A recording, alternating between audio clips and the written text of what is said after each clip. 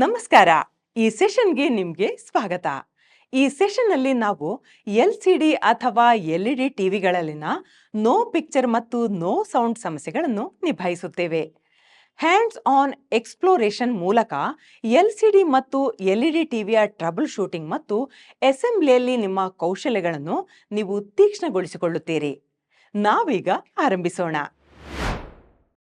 ಉದ್ದೇಶಗಳು: ಈ ಸೆಷನ್ನ ಕೊನೆಯಲ್ಲಿ ನೀವು ಹೀಗೆ ಮಾಡುವಿರಿ: LCD ಅಥವಾ LED ಟಿವಿಯ ನೋ ಪಿಕ್ಚರ್ ಮತ್ತು ನೋ ಸೌಂಡ್ ಸಮಸ್ಯೆಗಳನ್ನು ಗುರುತಿಸುವುದು, ಫ್ಲೋ ಚಾರ್ಟ್ ವಿಧಾನವನ್ನು ಬಳಸಿಕೊಂಡು LCD ಅಥವಾ LED ಟಿವಿಯ ದೋಷ ಸರಿಪಡಿಸುವುದು, ಡಿಬಗ್ ಮಾಡಿದ ನಂತರ ಟಿವಿಯನ್ನು ಟೆಸ್ಟ್ ಮಾಡಿಸುವುದು. ಮೊದಲಿಗೆ ದೋಷವನ್ನು ಗುರುತಿಸಲು LCD ಅಥವಾ LED ಟಿವಿಯನ್ನು ಪರೀಕ್ಷಿಸೋಣ. ಟಿವಿ ಟ್ರಬಲ್ ಶೂಟಿಂಗ್ಗೆ ಅಗತ್ಯವಿರುವ ಎಲ್ಲಾ ಉಪಕರಣಗಳು ಮತ್ತು ಸಾಮಗ್ರಿಗಳನ್ನು ಸಿದ್ಧವಾಗಿಡಿ. ಟಿವಿಯನ್ನು ರಿಪೇರ್ ಟೇಬಲ್ ಮೇಲೆ ಇರಿಸುವ ಮೂಲಕ ಪ್ರಾರಂಭಿಸಿ. 2 ಪವರ್ ಕಾರ್ಡ್ಗಳನ್ನು ಸುರಕ್ಷಿತವಾಗಿ ಪ್ಲಗ್ ಇನ್ ಮಾಡಲಾಗಿದೆ ಎಂದು ಖಚಿತಪಡಿಸಿಕೊಂಡು RCA3 ಅಥವಾ HDMI ಕೇಬಲ್ ಬಳಸಿ ಟಿವಿಗೆ ಸೆಟ್ ಟಾಪ್ ಬಾಕ್ಸ್ ಅನ್ನು ಕನೆಕ್ಟ್ ಮಾಡಿ. ರಿಮೋಟ್ ಕಂಟ್ರೋಲ್ನಲ್ಲಿರುವ ಪವರ್ ಬಟನ್ ಒತ್ತಿರಿ. ಫ್ರಂಟ್ ಪ್ಯಾನೆಲ್ನ ಕೆಂಪು LED ಲೈಟ್ ಬೆಳಗಿದರೆ, ಆದರೆ ನೋ ಡಿಸ್ಪ್ಲೇ ಅಥವಾ ನೋ ಸೌಂಡ್ ಆಗಿದ್ದರೆ, ಅದು ಟಿವಿಯ ಆಡಿಯೋ ಹಾಗೂ ವಿಜುವಲ್ ಕಾಂಪೊನೆಂಟ್ ಸಂಭಾವ್ಯ ಸಮಸ್ಯೆಯನ್ನು ಸೂಚಿಸುತ್ತದೆ. ನಂತರ ಟಿವಿಯ ಮೇಲ್ಮೆಯನ್ನು ರಕ್ಷಿಸಲು ರಿಪೇರ್ ಟೇಬಲ್ ಮೇಲೆ ಮೃದುವಾದ ಬಟ್ಟೆಯನ್ನು ಇರಿಸಿ. ಸುರಕ್ಷತೆಗಾಗಿ ಮತ್ತು ಅದರ ಆಂತರಿಕ ಕಾಂಪೊನೆಂಟ್ಸ್ಗಳನ್ನು ಸುಲಭವಾಗಿ ನೋಡಲು ಟಿವಿಗೆ ಕನೆಕ್ಟ್ ಆಗಿರುವ ಎಲ್ಲಾ ಕೇಬಲ್ಗಳನ್ನು ಡಿಸ್ಕನೆಕ್ಟ್ ಮಾಡಿ. ಸುತ್ತಮುತ್ತಲಿನ ಪ್ರದೇಶಗಳಿಗೆ ಹಾನಿಯಾಗದಂತೆ ಬ್ಯಾಕ್ ಪ್ಯಾನೆಲ್ ಕವರ್ ಅನ್ನು ಹಿಡಿದಿಟ್ಟುಕೊಂಡಿರುವ ಸ್ಕ್ರೂಗಳನ್ನು ನಿಧಾನವಾಗಿ ತೆಗೆಯಿರಿ. ಒಮ್ಮೆ ಸ್ಕ್ರೂಗಳನ್ನು ತೆಗೆದ ನಂತರ ಟಿವಿಯ ಆಂತರಿಕ ವಿಭಾಗಗಳನ್ನು ಬಹಿರಂಗಪಡಿಸಲು ಬ್ಯಾಕ್ ಪ್ಯಾನೆಲ್ ಕವರ್ ಅನ್ನು ಎಚ್ಚರಿಕೆಯಿಂದ ಮೇಲಕ್ಕೆತ್ತಿ. ಕಾಂಪೊನೆಂಟ್ಸ್ಗಳಿಗೆ ಯಾವುದೇ ಅನಗತ್ಯ ಒತ್ತಡವನ್ನು ಉಂಟುಮಾಡದೆ ನಿಧಾನವಾಗಿ ಮಾಡಿ. ಮುಂದೆ ಫ್ಲೋ ಚಾರ್ಟ್ ಅನ್ನು ಬಳಸಿಕೊಂಡು ಟ್ರಬಲ್ ಶೂಟಿಂಗ್ನ ಕಾರ್ಯವಿಧಾನವನ್ನು ನೋಡೋಣ. ಕೇಬಲ್ ಮತ್ತು ಸ್ಪೀಕರ್ ಟೆಸ್ಟ್ ಅನ್ನು ನಿರ್ವಹಿಸಲು ಒದಗಿಸಲಾದ ಫ್ಲೋ ಚಾರ್ಟ್ ಅನ್ನು ಪರಿಶೀಲಿಸಿ. ಮೇನ್ ಬೋರ್ಡ್ನಿಂದ ಕನೆಕ್ಟರ್ ಅನ್ನು ಗುರುತಿಸುವ ಮೂಲಕ ಸ್ಪೀಕರ್ ಕೇಬಲ್ ಟೆಸ್ಟ್ ಅನ್ನು ಪ್ರಾರಂಭಿಸಿ ಮತ್ತು ಮೇನ್ ಬೋರ್ಡ್ ಮತ್ತು ಸ್ಪೀಕರ್ ಅನ್ನು ಸಂಪರ್ಕಿಸುವ ಕೇಬಲ್ ಅನ್ನು ಎಚ್ಚರಿಕೆಯಿಂದ ಡಿಸ್ಕನೆಕ್ಟ್ ಮಾಡಿ. ಸ್ಪೀಕರ್ ಕೇಬಲ್ ಅನ್ನು ಪರೀಕ್ಷಿಸಲು ಕಂಟಿನ್ಯೂಟಿ ಮೋಡ್ಗೆ ಮಲ್ಟಿಮೀಟರ್ ಸೆಟ್ ಅನ್ನು ಬಳಸಿ. ಲೆಫ್ಟ್ ಸೈಡ್ನಿಂದ ಪ್ರಾರಂಭಿಸಿ. ಸೌಂಡ್ ಔಟ್ಪುಟ್ ಜೊತೆಗೆ ಮಲ್ಟಿಮೀಟರ್ನಲ್ಲಿ ಸರಿಸುಮಾರು 5 ಓಮ್ಗಳ ರೀಡಿಂಗ್ ಕೇಬಲ್ನ ಕಾರ್ಯವನ್ನು ಖಚಿತಪಡಿಸುತ್ತದೆ. ಒಮ್ಮೆ ಕೇಬಲ್ನ ಸಮಗ್ರತೆಯನ್ನು ಪರಿಶೀಲಿಸಿದ ನಂತರ ಮತ್ತು ಮೇನ್ ಬೋರ್ಡ್ ಮತ್ತು ಐಸಿಗಳ ಕಾರ್ಯಾಚರಣೆಯನ್ನು ಖಚಿತಪಡಿಸಿಕೊಂಡು ಸ್ಪೀಕರ್ ಯೂನಿಟ್ ಅನ್ನು ಪರೀಕ್ಷಿಸಲು ನಿಮ್ಮ ಗಮನವನ್ನು ಹರಿಸಿ. ಮಲ್ಟಿಮೀಟರ್ ಅನ್ನು ರೆಸಿಸ್ಟೆನ್ಸ್ ಮೋಡ್ಗೆ ಬದಲಾಯಿಸಿ ಮತ್ತು ಎಡ ಸ್ಪೀಕರ್ ಅನ್ನು ಟೆಸ್ಟಿಂಗ್ ಮಾಡುವುದರ ಮೇಲೆ ದೃಷ್ಟಿ ಹರಿಸಿ. ನಿರ್ದಿಷ್ಟವಾಗಿ ಈ ಸ್ಪೀಕರ್ ಮಾಡೆಲ್ಗಾಗಿ ತಾತ್ವಿಕವಾಗಿ ರೀಡಿಂಗ್ 8 ಓಮ್ಗಳ ಸುತ್ತ ಸುಳಿದಾಡುವಂತೆ ಮಾಡಲಾಗಿದೆ. ಕೆಲವು ನಿದರ್ಶನಗಳಲ್ಲಿ 4 ಓಮ್ಗಳ ರೀಡಿಂಗ್ ಸ್ಪೀಕರ್ಗಳು ಹೊಂದಾಣಿಕೆಯಾಗಬಹುದು. ಆದಾಗ್ಯೂ ಮಲ್ಟಿಮೀಟರ್ 2 ಓಮ್ಗಳ ರೀಡಿಂಗ್ ಅನ್ನು ಪ್ರದರ್ಶಿಸಿದರೆ ಇದು ನಿರೀಕ್ಷಿತ ರೆಸಿಸ್ಟೆನ್ಸ್ ಲೆವೆಲ್ನ ವಿಚಲನವನ್ನು ಸೂಚಿಸುತ್ತದೆ. ಇದು ಸ್ಪೀಕರ್ ಬದಲಿ ಅಗತ್ಯವನ್ನು ಸೂಚಿಸುತ್ತದೆ. ಬಲಬದಿಯ ಸ್ಪೀಕರ್ ಅನ್ನು ಕೂಡ ಇದೇ ಟೆಸ್ಟಿಂಗ್ ಪ್ರೊಸೆಸ್ ಅನ್ನು ಬಳಸಿಕೊಂಡು ಪರೀಕ್ಷಿಸಿ. ಮಲ್ಟಿಮೀಟರ್ ರೆಸಿಸ್ಟೆನ್ಸ್ ಲೆವೆಲ್ ಅನ್ನು ನಿಗದಿತ ರೇಂಜಿನ ಹೊರಗೆ ನೋಂದಾಯಿಸಿದರೆ ಅದು ಅಸಮರ್ಪಕ ಸ್ಪೀಕರ್ ಅನ್ನು ಸೂಚಿಸುತ್ತದೆ. ಅಂತಹ ಸಂದರ್ಭಗಳಲ್ಲಿ ತಕ್ಷಣದ ಬದಲಿ ಅಗತ್ಯ.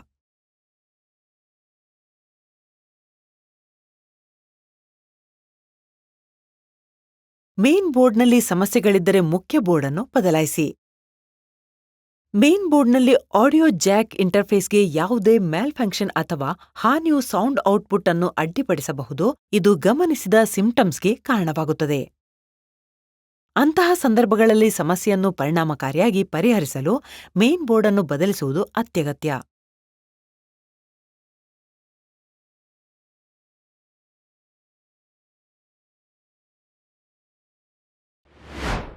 ಒದಗಿಸಿದ ಫ್ಲೋ ಡಯಾಗ್ರಾಮ್ ಅನ್ನು ಪರಿಶೀಲಿಸಿ ಬಂದಂತಹ ಸಮಸ್ಯೆಯನ್ನು ಪರಿಹರಿಸಲು ಮೇನ್ ಬೋರ್ಡ್ ಬದಲಿಗಾಗಿ ಗೊತ್ತುಪಡಿಸಿದ ಹಂತಗಳನ್ನು ಅನುಸರಿಸಿ. ಮುಂದೆ LED ಟಿವಿಗಳಿಗಾಗಿ ನೋ ಪಿಕ್ಚರ್ ಇಶ್ಯೂವಿನ ಟ್ರಬಲ್ ಶೂಟ್ ಅನ್ನು ನೋಡೋಣ.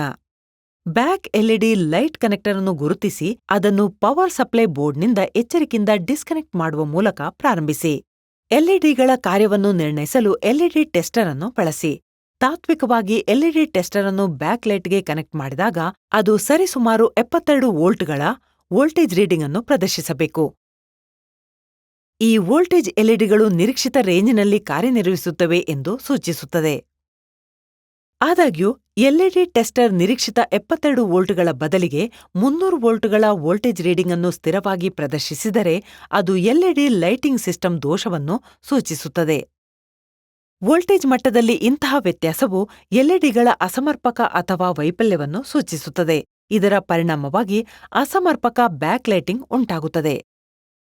ಈ ಸಂದರ್ಭದಲ್ಲಿ ಎಲ್ಇಡಿ ಟೆಸ್ಟರ್ 300 ವೋಲ್ಟ್ಗಳ ವೋಲ್ಟೇಜ್ ರೀಡಿಂಗ್ ಅನ್ನು ನೋಂದಾಯಿಸಿದರೆ ಅದು ಎಲ್ಇಡಿಗಳು ದೋಷಪೂರಿತವಾಗಿವೆ ಎಂದು ಖಚಿತಪಡಿಸುತ್ತದೆ.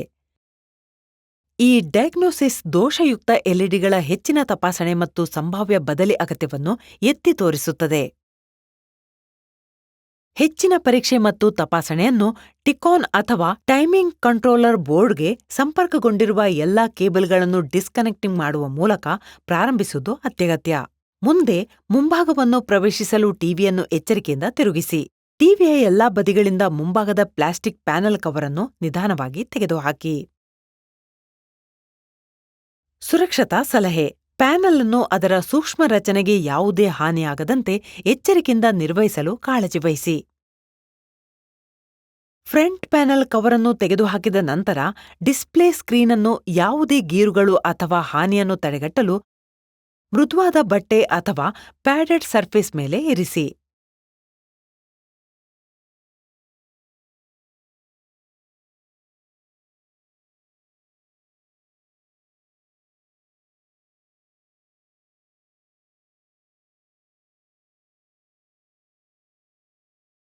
ಮೃದುವಾದ ಬಟ್ಟೆ ಮೇಲೆ ಡಿಸ್ಪ್ಲೇ ಸ್ಕ್ರೀನ್ ಅನ್ನು ಸುರಕ್ಷಿತವಾಗಿರಿಸುವುದರೊಂದಿಗೆ ಸ್ಕ್ರೀನ್ ಹಿಂದೆ ಇರಿಸಲಾಗಿರುವ ಡಿಫ್ಯೂಸರ್ಗಳ ವಿವಿಧ ಪದರಗಳನ್ನು ತೆಗೆದುಹಾಕಲು ಮುಂದುವರಿಯಿರಿ. ಹೆಚ್ಚುವರಿಯಾಗಿ ಡಿಫ್ಯೂಸರ್ಗಳ ಕೆಳಗೆ ಇರುವ ಎಲ್ಇಡಿ ಸ್ಟ್ರಿಪ್ಸ್ ಆ್ಯಂಡ್ ಕೇಬಲ್ಗಳನ್ನು ನೋಡಲು ರಿಫ್ಲೆಕ್ಟರ್ ಮೆಟೀರಿಯಲ್ನ ಒಂದು ಪದರವನ್ನು ತೆಗೆದುಹಾಕಿ. ಅಂತಿಮವಾಗಿ ಎಲ್ಇಡಿ ಸ್ಟ್ರಿಪ್ ಮೇಲ್ಭಾಗಕ್ಕೆ ಸಂಪರ್ಕಗೊಂಡಿರುವ ಕೇಬಲ್ಗಳನ್ನು ಎಚ್ಚರಿಕೆಯಿಂದ ಅನ್ಪ್ಲಗ್ ಮಾಡಿ. ಟಿವಿಯ ಕಾರ್ಯಕ್ಷಮತೆಯ ಮೇಲೆ ಪರಿಣಾಮ ಬೀರಬಹುದಾದ ಹಾನಿ, ಸವೆತ ಅಥವಾ ಮಾಲ್ಫಂಕ್ಷನ್ನ ಯಾವುದೇ ಚಿಹ್ನೆಗಳಿಗಾಗಿ ಎಲ್ಇಡಿ ಸ್ಟ್ರಿಪ್ಸ್ ಆ್ಯಂಡ್ ಕೇಬಲ್ಗಳನ್ನು ನಿಖರವಾಗಿ ಪರೀಕ್ಷಿಸಿ. ಮುಂದೆ ಎಲ್ಇಡಿ ಸ್ಟ್ರಿಪ್ ಒಟ್ಟಾರೆ ಕಾರ್ಯವನ್ನು ನಿರ್ಣಯಿಸಲು ಎಲ್ಇಡಿ ಟೆಸ್ಟರ್ ಅನ್ನು ಬಳಸಿ. ಒಟ್ಟಾರೆ ಕಾರ್ಯ ಟೆಸ್ಟ್ ಅನ್ನು ಅನುಸರಿಸಿ ಸ್ಟ್ರಿಪ್ನ ಉದ್ದಕ್ಕೂ ಪ್ರತಿ ಎಲ್ಇಡಿಯನ್ನು ಪ್ರತ್ಯೇಕವಾಗಿ ಪರಿಶೀಲಿಸಿ. ಪ್ರತ್ಯೇಕ ಎಲ್ಇಡಿ ಇನ್ಸ್ಪೆಕ್ಷನ್ ಸಮಯದಲ್ಲಿ ಯಾವುದೇ ಎಲ್ಇಡಿ ಬೆಳಗಲು ವಿಫಲವಾದಲ್ಲಿ ಅಥವಾ ಪ್ರಕಾಶದಲ್ಲಿ ಸರಿಯಾದ ಕ್ರಮಗಳನ್ನು ಪ್ರದರ್ಶಿಸಿದರೆ ಅದು ಬದಲಿ ಅಗತ್ಯವಿರುವ ಅಸಮರ್ಪಕ ಎಲ್ಇಡಿಯನ್ನು ಸೂಚಿಸುತ್ತದೆ. ಅಂತಹ ಸಂದರ್ಭಗಳಲ್ಲಿ ಪ್ರತ್ಯೇಕ ಎಲ್ಇಡಿಗಳನ್ನು ಬದಲಿಸುವ ಬದಲು ಸಂಪೂರ್ಣ ಎಲ್ಇಡಿ ಸ್ಟ್ರಿಪ್ ಅನ್ನು ಬದಲಿಸಲು ಸಲಹೆ ನೀಡಲಾಗುತ್ತದೆ. ಎಲ್ಇಡಿ ಸ್ಟ್ರಿಪ್ಗಳನ್ನು ಬದಲಾಯಿಸುವಾಗ ಅದೇ ಬ್ರ್ಯಾಂಡ್ ಮತ್ತು ಸ್ಪೆಸಿಫಿಕೇಷನ್ ಉಳ್ಳ ಸ್ಟ್ರಿಪ್ಗಳನ್ನು ಬಳಸಲು ಶಿಫಾರಸು ಮಾಡಲಾಗಿದೆ. ಇದು ಕಾರ್ಯಕ್ಷಮತೆಯಲ್ಲಿ ಡಿಸ್ಪ್ಲೇ ಮತ್ತು ಬ್ಯಾಕ್ಲೈಟಿಂಗ್ ಸಿಸ್ಟಮ್ ಕ್ವಾಲಿಟಿ ನಿರ್ವಹಣೆಯಲ್ಲಿ ಕಂಪ್ಯಾಟಿಬಿಲಿಟಿ ಹಾಗೂ ಸ್ಥಿರತೆಯನ್ನು ಖಚಿತಪಡಿಸುತ್ತದೆ.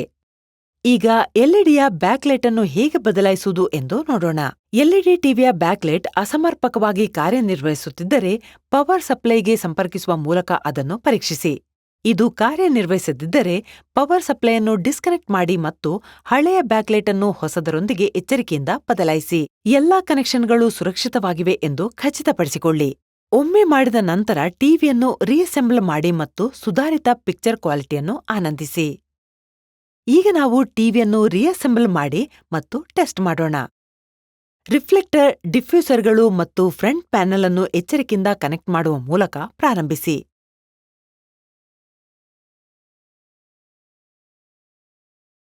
ಮುಂಭಾಗದ ಕಾಂಪೊನೆಂಟ್ಸ್ಗಳು ಸುರಕ್ಷಿತವಾಗಿ ಸ್ಥಳದಲ್ಲಿ ಇಟ್ಟ ಮೇಲೆ ಟಿವಿಯನ್ನು ನಿಧಾನವಾಗಿ ತಿರುಗಿಸಿ ಮತ್ತು ಟಿಕಾನ್ ಅಥವಾ ಟೈಮಿಂಗ್ ಕಂಟ್ರೋಲರ್ ಬೋರ್ಡ್ಗೆ ಕೇಬಲ್ ಅನ್ನು ಕನೆಕ್ಟ್ ಮಾಡಿ.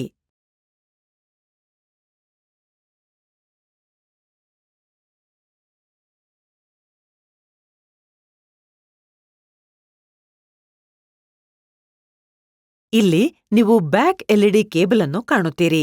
ಈ ಕೇಬಲ್ ಅನ್ನು ಟಿವಿಯ ಪವರ್ ಸಪ್ಲೈ ಬೋರ್ಡ್ಗೆ ನಿಖರವಾಗಿ ಕನೆಕ್ಟ್ ಮಾಡಿ. ಈಗ ಬ್ಯಾಕ್ ಪ್ಯಾನೆಲ್ ಅನ್ನು ಜೋಡಿಸುವ ಸಮಯ. ಅದನ್ನು ಅದರ ಸ್ಥಾನಕ್ಕೆ ಸ್ಲೈಡ್ ಮಾಡಿ ಟಿವಿ ಕೇಸಿಂಗ್ನ ಅಂಚುಗಳೊಂದಿಗೆ ಅದನ್ನು ಎಚ್ಚರಿಕೆಯಿಂದ ಜೋಡಿಸಿ. ಒಮ್ಮೆ ಜೋಡಿಸಿದ ನಂತರ ಬ್ಯಾಕ್ ಪ್ಯಾನೆಲ್ ಅನ್ನು ದೃಢವಾಗಿ ಸ್ಥಳದಲ್ಲಿ ಭದ್ರಪಡಿಸಲು ಕೊಟ್ಟ ಸ್ಕ್ರೂಗಳನ್ನು ಬಳಸಿ.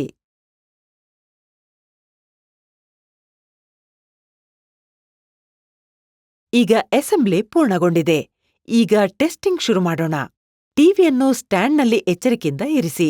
ಅದು ಸುರಕ್ಷಿತವಾಗಿ ಮತ್ತು ಸಮವಾಗಿ ಕೂತಿದೆ ಎಂದು ಖಚಿತಪಡಿಸಿಕೊಳ್ಳಿ. ಮುಂದೆ HDMI ಕೇಬಲ್ ಬಳಸಿ ಟಿವಿಗೆ ಸೆಟ್ ಟಾಪ್ ಬಾಕ್ಸ್ ಅನ್ನು ಕನೆಕ್ಟ್ ಮಾಡುವ ಸಮಯ. ಈಗ ಟಿವಿ ಮತ್ತು set top box power card ಅನ್ನು AC ಸಾಕೆಟ್ಗೆ ಪ್ಲಗ್ ಮಾಡಿ. ಕಾರ್ಡ್ಗಳನ್ನು ಸುರಕ್ಷಿತವಾಗಿ ಸೇರಿಸಲಾಗಿದೆ ಮತ್ತು ಯಾವುದೇ ತೆರೆದ ತಂತಿಗಳಿಲ್ಲ ಎಂದು ಖಚಿತಪಡಿಸಿಕೊಳ್ಳಿ.